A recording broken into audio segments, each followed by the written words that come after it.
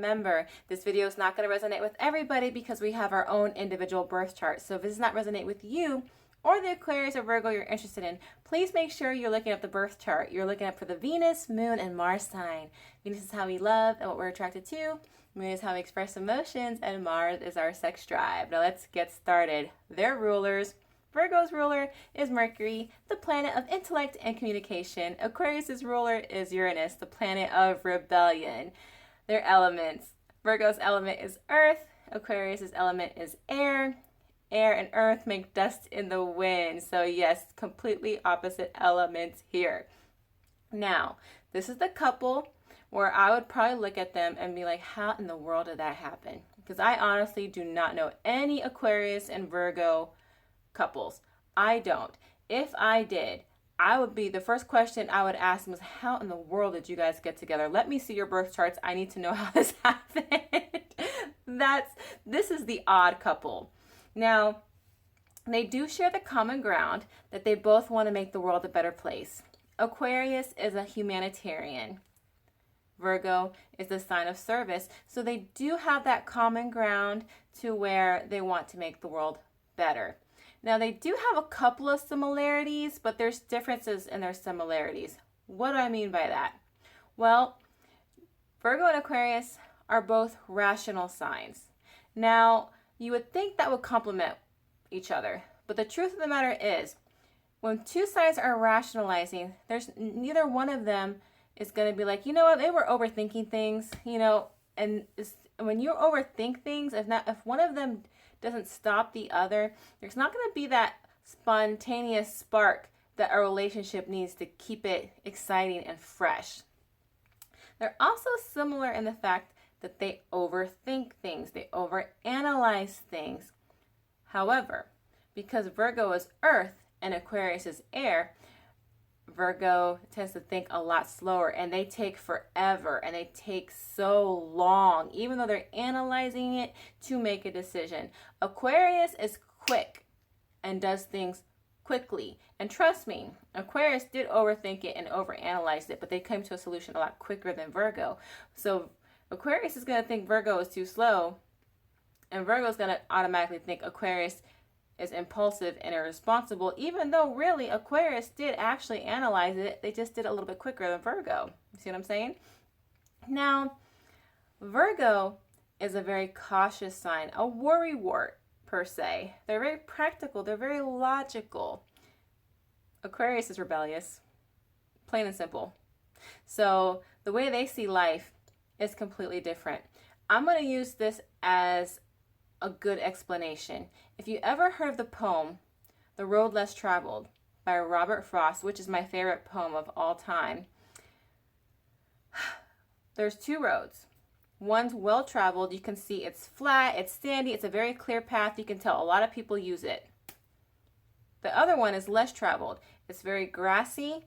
Has weeds growing all over it. It's still a path. You can clearly see that it's a path, but you can tell nobody really takes it. No one really takes that road.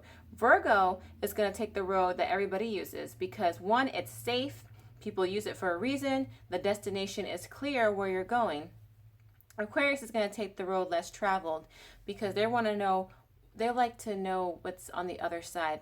They have no fear of the unknown. They're more driven by the adventure more so than the destination. They don't care where the road takes them as long as the road is taking them somewhere. So yeah, that's the big difference between these two. Now, when it comes to trust, I can say that they trust each other very well because they both agree that lying takes too much work and there's no point in lying. It takes too much energy to lie. Just tell the truth, even if the truth might hurt. So they agree on honesty here. So trust really is not that big a deal between these two, even though there is potential for mistrust here because these two are always thinking to themselves when they're in this relationship, is there somebody better?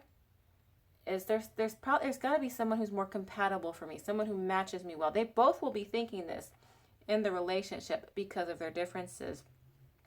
Now, Virgo, people see Virgo as just a person who is a know-it-all, somebody who thinks that they know everything. They think they're perfect in every way, and they seek perfection. And the truth of the matter is, Virgo is really not that way. Even though they come across that way, they want to just pass on their knowledge because they care about somebody. If Virgo doesn't criticize someone, Virgo doesn't care about that person. So when Virgo does this for Aquarius, Aquarius doesn't take it that way. They take it in the most worst manner. So even though Virgo is trying to help them, Aquarius is going to do the opposite because they are rebellious. Uranus is their ruler. This planet is straight up rebellion. So Aquarius is going to do the opposite of what Virgo says.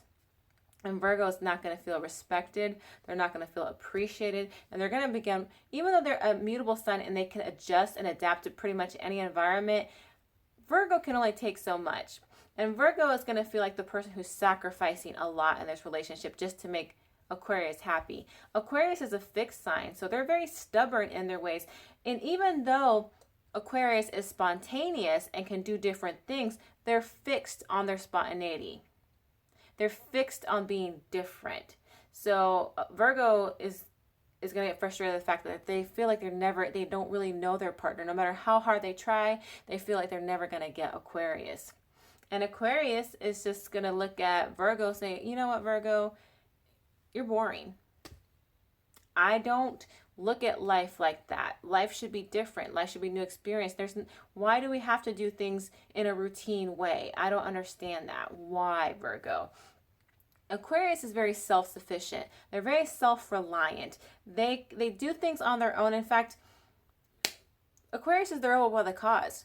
Usually the rebel without a cause is usually single, solo, doesn't really need a relationship. Even though they can have a great relationship, they're not really in need of one. They don't really need anybody.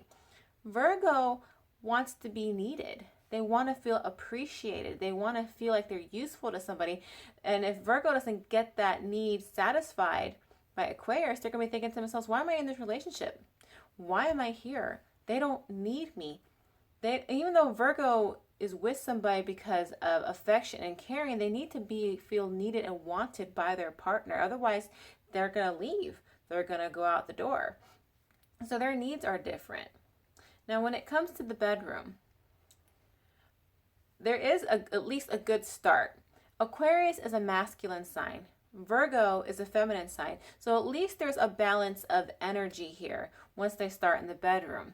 Now, Virgo is all about pleasing their partner, making the experience great. They pretty much are, they're satisfied fully when they satisfy their partner. And the way for a Virgo to do this is by watching Aquarius's movements, how their body reacts to what they're doing, and that's how they perfect intimacy. The problem here is Aquarius is unpredictable every single time. They don't do the same thing every single time in the bedroom. So it makes it hard for Virgo to learn and master Aquarius when Aquarius is always changing things up. Even when you think you've tried everything in the bedroom, Aquarius pulls out another trick to try. And even it's like an experiment to Aquarius. Aquarius wants to try so many different things. Even if one experiment was successful, they don't care. They want to try something else to see if there's something possibly better. So it's hard for Virgo to learn and master Aquarius when Aquarius is always changing. And the truth of the matter is, in order to make Aquarius happy, all you got to do is be up for something different.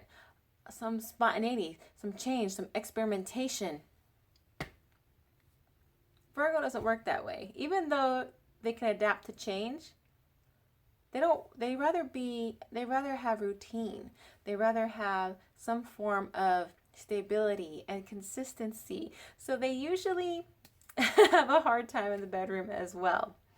Now, I know I gave you a lot of differences here, but believe me when I tell you that Aquarius and Virgo can work. I mean, I always tell people that astrology is a good baseline. It's not the end all be all. If you really love somebody and you care about somebody, you'll make it work. Now, of course, they'll have a better chance if their Venus, Moon, and Mars signs are more compatible.